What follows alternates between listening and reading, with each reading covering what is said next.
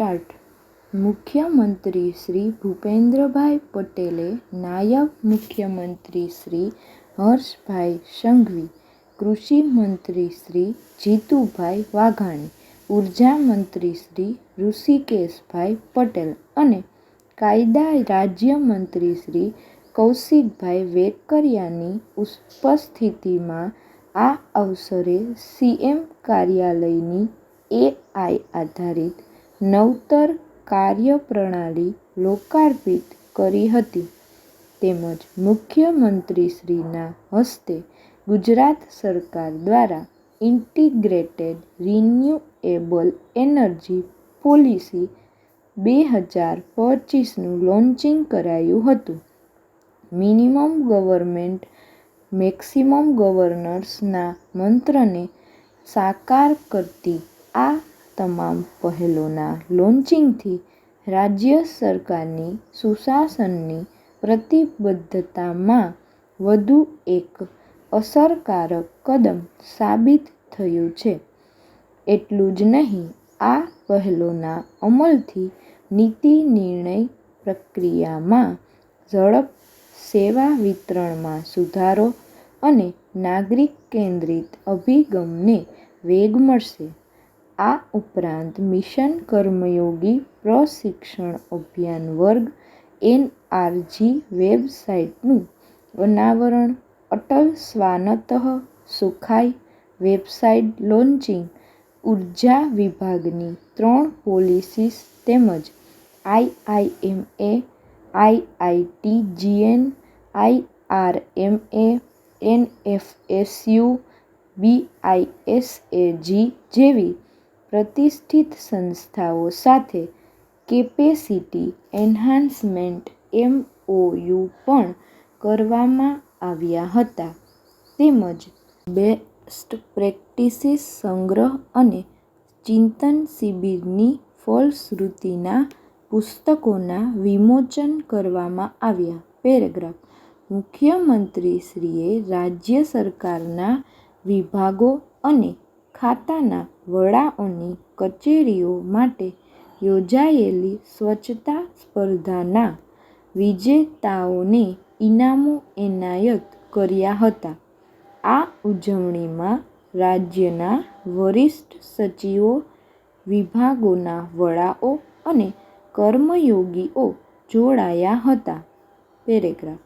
મુખ્યમંત્રીશ્રીના માર્ગદર્શન હેઠળ ઉર્જા મંત્રી શ્રી ઋષિકેશભાઈ પટેલ તથા કાયદા રાજ્યમંત્રી શ્રી કૌશિકભાઈ વેકરિયાના નેતૃત્વમાં ક્લાઇમેટ ચેન્જના પડકારોને પહોંચી વળવા અને સ્વચ્છ તથા ટકાઉ ઉર્જા પ્રણાલીઓ તરફ ઝડપી પરિવર્તન સુનિશ્ચિત કરવા માટે ઉર્જા વિભાગ દ્વારા Gujarat integrated renewable energy policy 2025 તૈયાર કરવામાં આવી છે. આ પોલિસી રાજ્યના રિન્યુએબલ એનર્જી ક્ષેત્રે રોકાણ, નવીનતા અને ગ્રીડ સ્થિરતાને પ્રોત્સાહન આપીને ગુજરાતને વૈશ્વિક સ્તરે સ્પર્ધાત્મક ક્લીન એનર્જી હબ તરીકે સ્થાપિત કરવાની દિશામાં મહત્વપૂર્ણ પગલું છે.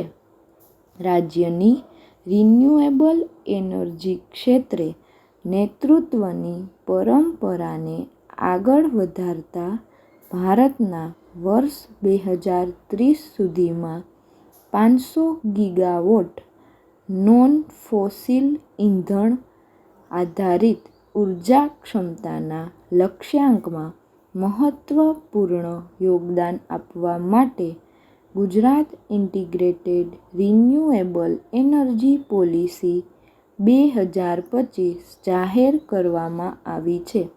આ પોલિસી સરળ અને એકીકૃત ફ્રેમવર્ક દ્વારા ઇઝ ઓફ ડુઇંગ બિઝનેસ ને સુગમ બનાવવાનો, નવીન અને ઇમર્જિંગ ટેકનોલોજીને પ્રોત્સાહન આપવાનો, ગ્રીડની સ્થિરતા વધારવાનો, ગ્રીન ઉર્જા ક્ષેત્રે રોજગારી સર્જવાનો અને ઉર્જા સુરક્ષા, વ્યાજબી દરો તથા ટકાઉ આર્થિક વિકાસ સુનિશ્ચિત કરતા ગુજરાતને વૈશ્વિક સ્તરે સ્પર્ધાત્મક રિન્યુએબલ એનર્જી હબ તરીકે સ્થાપિત કરવાનો ઉદ્દેશ્ય ધરાવે છે. આ પોલિસીનો મુખ્ય આધારસ્તંભ મોટા પાયે રિન્યુએબલ એનર્જી એકીકરણ અને ગ્રીડ સ્થિરતા સુનિશ્ચિત કરવા માટે battery energy storage system BESS ને પ્રોત્સાહન આપવાનો છે. સોલાર, વિન્ડ અને હાઇબ્રિડ પ્રોજેક્ટ્સ સાથે ગ્રીડ કનેક્ટેડ તથા કો-લોકેટેડ BESS પ્રોજેક્ટ્સને પ્રોત્સાહન આપવામાં આવ્યું છે. ટ્રાન્સમિશન સપોર્ટ, ગ્રીડ સહાયક સેવાઓ, ડિસ્ટ્રિબ્યુશન યુટિલિટીઝ અને અંતિમ ઉપભોક્તાઓ માટે BESSનો ઉપયોગનું આયોજન વિચારવામાં આવ્યું છે. BESS સ્થાપન માટે વ્યૂહાત્મક સ્થળો સ્ટેટ નોડલ એજન્સી GEDA દ્વારા GETCO, SLDC અને DISMOS સાથે સંકલન કરીને નક્કી કરવામાં આવશે. પેરેગ્રાફ.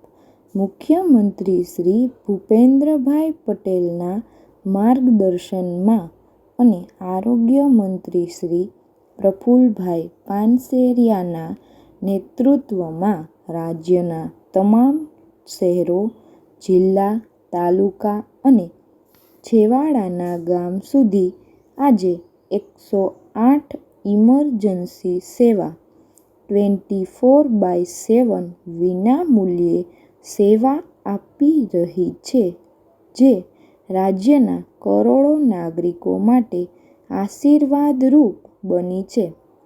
પેરેગ્રાફ. રાજ્યમાં આરોગ્ય સેવા ક્ષેત્રે 108 ઇમરજન્સી સેવા શરૂ થઈ ત્યારથી નવેમ્બર 2025 સુધીના રેકોર્ડ બ્રેક કુલ 1.86 કરોડથી વધુ ઇમરજન્સી કોલ અટેન્ડ કરીને દર્દીઓને સફળતાપૂર્વક તાત્કાલિક સેવાઓ પૂરી પાડવામાં આવી છે.